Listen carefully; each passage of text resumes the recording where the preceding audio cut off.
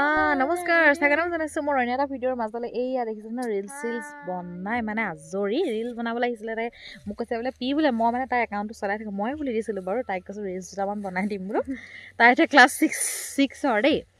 তাৰপিছতে মই কি বুলি থেংকছ ক'ম মানে আপোনালোকে, মই যিহেতুকে ইউটিউবত নতুনকৈ আকৌ মোৰ নিজৰ ভিডিঅ' দিবলৈ ষ্টাৰ্ট কৰিছোঁ আৰু আপোনালোকে মানে ভিডিঅ'বিলাকত ইমান ধুনীয়া মৰম দিছে, তাৰ বাবে অশেষ ধন্যবাদ সকলোকে।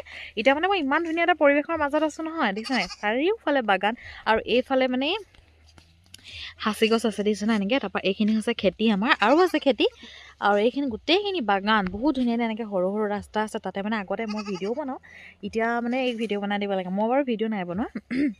আৰু দেখিছে নাই না সিহঁতৰ বোলে পইচাৰ অভাৱ দেখিছেনে, কিন্তু ভাল পাই দেখিছেনে কেনেকৈ ছিঙি আছা দেখিছে? সিহঁতৰ মানে একদম কৈছোঁ নহয়।